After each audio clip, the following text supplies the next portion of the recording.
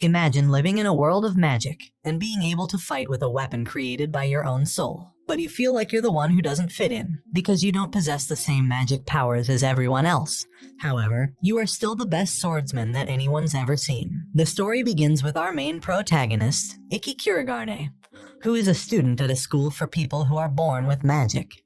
And he starts narrating about his life at school. He explains that when you're born, you're either gifted or ungifted, and those who are gifted are raised up in the pecking order of life, a place that the ungifted feel like they would never get to reach. Although Ikki is a popular student, he is still looked down upon by all the other students for not possessing the same kind of magic powers like everyone else. We see Ikki summon his sword, and begins to explain that those who are known as blazers can forge a weapon made from their soul, and use it to wield extraordinary power. And the blazers who are approved by the international organization are known as magic knights, which Ikki aspires to become one day. After some sword training, he returns to his dorm, where he accidentally saw a girl changing called Stella, and she also turns out to be a princess of another country. Before she even said anything, he quickly showed her his six-pack to make it fair. However, Ikki's actions angered Stella and she begins to rage, and calls him all types of names.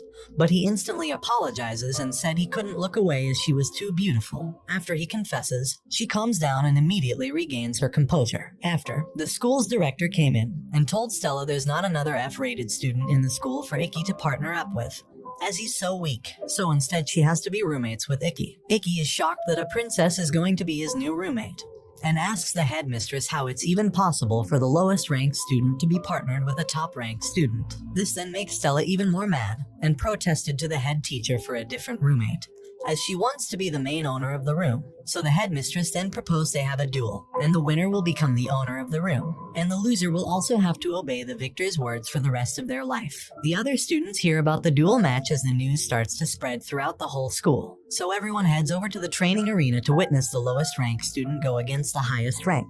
Before they start, the headmistress explains the rules of the duel and the match begins. Ikki summons his sword and gets ready for combat, and so does Stella. But when Stella summons her sword, she releases a huge tornado of fire, called Dragon's Breath, which burns at around 3,000 degrees Celsius. She runs to attack him, but he manages to dodge her first attack. After seeing him dodge the move, she tells Ikki he's lucky because if the fire touched him, he would have been burned alive. Even though Ikki cannot use magic, and Stella being much stronger than him, he's still one of the best when it comes to swordsmanship. She starts to get nervous and can't believe that a low-ranked student is able to still be this strong. While dueling, he explains to Stella that no one was ever there to teach him, so he taught himself by studying the techniques of the high-ranked blazers and is able to use their own tactics against them, known as situational analysis. But even so, Ikki's sword still doesn't have magic, so he was unable to break Stella's fire armor. After seeing his swordman skills, she begins to charge up her next attack, and tells Ikki she's going to end him right now. But he still didn't give up that easily, and starts to narrate that even though he doesn't have the gifts to be a magical knight, the vow that makes him who he is the reason he never gives up, and still believes in the weakest beating the strongest, and he somehow starts to move at the speed of light, dodging all the moves made by Stella, and ends up winning the duel using his final attack. This shocks all the other students. However, after doing this move, his body would fall to the ground in a state of exhaustion, since he can only use this skill once a day. Later on, Stella is recovering from the duel match and she's visited by the school's head teacher. And Stella tells the teacher that she had forgotten what it feels like to lose a match as it's been that long since she's lost. She asks the teacher to tell her the truth about Ikki and why he was so strong in the fight but is still considered a rank F student. So she tells her that all blazers are ranked by their magical abilities and not by their combat skills, swordplay, or physical prowess. And due to this, they can't get the exact evaluation on Ikki's strength. So even though Ikki's known to have incredible swordsmanship, he is still ranked the lowest at the school. Stella goes to visit Ikki while he was recovering from the match, and after they agree to get along more and become friends. The next day, they decide to train together and Stella notices that Ikki is a lot happier than normal, and asks him why, to which he replies, saying it's because his sister will be starting her first day of school here and he hasn't seen her for many years. Later on, they head to class where the new teacher introduces herself as Yuri. She tells everyone about the upcoming event called the 7-Star Sword Art Festival, where 6 people with the strongest abilities will be chosen to represent the school. During break time, a girl ran up to Ikki and told him she's his biggest fan, Stella asks him who she is, and he replies saying he doesn't have a clue who she is. But she introduces herself as Kagami, and said that she saw him fight in the duel against the princess. This made Stella unhappy and she storms off. Ikki quickly ran after Stella, and there he's greeted by his long-lost sister, called Shizuku, and before he could even react, she suddenly kisses him and told him that this is the way foreigners greet their loved ones. All the students are surprised, and this also made Stella jealous, so she begins to argue with Shizuku over Ikki. Shizuku asks her what kind of relationship they have, but after arguing, Stella accidentally told everyone that Ikki is her master, and she is his servant. This caused everyone around them to misunderstand the direction of their perversion. This makes Shizuku draw for her sword and they both begin to duel each other, after the school punishes them both for having an argument like this on the school grounds. But during their time spent in detention, they begin to argue once again. Then Stella tells her she doesn't understand why she's so obsessed with her own brother, to which Shizuku replies saying she could never understand, and accidentally tells Stella about Ikki's past, and how his whole family treated Ikki like he never even existed. She then leaves and visits her new dorm to be greeted by her new partner called Alice. After hearing what Shizuku just said about Ikki, Stella then went to ask Ikki if his family ever treated him like he never existed. He is surprised she said this, and then admits he was looked down upon by the rest of his family, and then tells her a story about his past. He asks Stella if she knew about the legendary samurai known as Ikki Kurogane, his grandfather. She replies saying she knows who it is, as he was the hero who led Japan in the last World War. He told her that he is the man he aspires to be. He then goes on to tell her about his family, which are known to produce only the best blazers in history.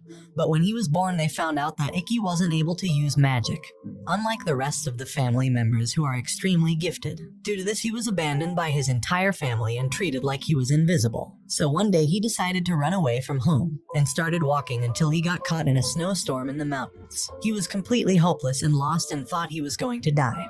But his grandfather appeared and was there to save him. He knew Ikki was unable to use magic, so instead he trained him the ways of being a samurai and the art of swordsmanship. And ever since then he promised to himself that he would become a strong person just like his grandfather. However, the Kurogane family still never acknowledges his strength, and even pressured the school to prevent him from graduating. The next day, Ikki and Stella practice their combat skills by doing some sword training, just like the rest of the school, until they are greeted by Shizuku and her new roommate. They all decide to go shopping at the mall district. They don't really get along well and hardly talk, but then they all went to a restaurant to get some food. While in the restaurant, both Ikki and Alice went to the restroom to wash their hands. Suddenly, a group of terrorists appear, and they hear some people in the restroom and begin to attack them.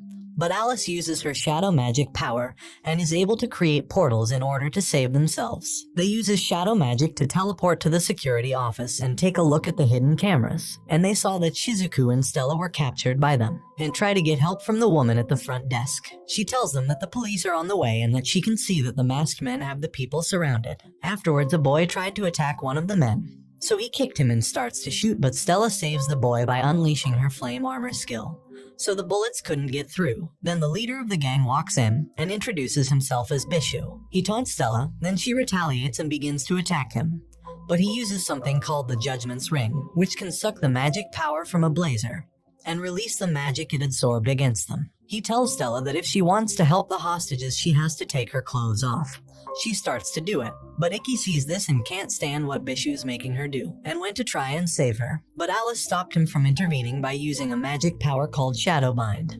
Holding Ikki completely still, he told Ikki that he must have faith in his sister, who is currently building a magical barrier. We see her finish the barrier and creates an unbreakable wall of water surrounding the civilians. The gang of thieves starts shooting the wall, but at this moment she signals Ikki to attack the gang, and he uses the Idashura skill, enabling him to slow time so he can analyze the situation and take down the boss. He manages to dodge all their bullets and get close to the boss and take him down by removing his judgment ring. But all of a sudden, another member of the terrorists were hiding in the group of hostages. But before she could react, a student used his invisible skill and easily knocked her down. His name is Kirihara, and is a blazer represented by the school who competed in the 7-Star Sword Art Festival last year. He'll also be Ikki's opponent in the next qualifying match. The first day of the festival begins, and Ikki is seen watching a recording of Kirihara and studying his ways of fighting. Stella saw him watching the clips and told him that his ability called Area Invisible allows him to completely hide everything, including his appearance, sense of smell, and any noise he makes. But Ikki told Stella that everything will be okay, and that he will make sure to find a way on how to defeat him. Later on, Ikki saw Alice while he was out for a run, and Alice asked him if he knew who Kurogane is, and Ikki replies, telling him a story about Kurogane and how Ikki's family were close with the previous director of the school. Due to this, his own family tried to get Ikki removed from the school, as they didn't want to be embarrassed by the reputation Ikki would bring them for being a member of the Kurogane family without having any magic. To try and get him expelled, they used Kurogane to bully Ikki and try to get him to act out so he would get expelled from the school. But Ikki didn't retaliate. The fight between the two begins, and they introduce Kurogane, who is very popular. But Ikki also has a lot of fans supporting him, because he won the match against Princess Stella, who is the highest rank. Ikki's fighting style is situational analysis, but this time his opponent is an expert in invisible magic, so Kurogane is considered Ikki's #1 enemy. The battle begins, and the arena is turned into a digital forest made of trees. At this moment, Kurogane uses his area invisible ability, and activates the Hunter Forest skill set to attack Ikki. His skill allows him to quickly evade and surprise the opponent using his arrows, but Ikki manages to deflect the arrows and counter them by finding where the origin of the arrow's location is, and charging directly towards it to find Kurogane. Due to this, Kurogane uses his more advanced magic skills and decides to make the arrows invisible. And by doing this, Ikki won't be able to detect them before they hit him. After receiving many arrows, Ikki starts to get angry and frustrated.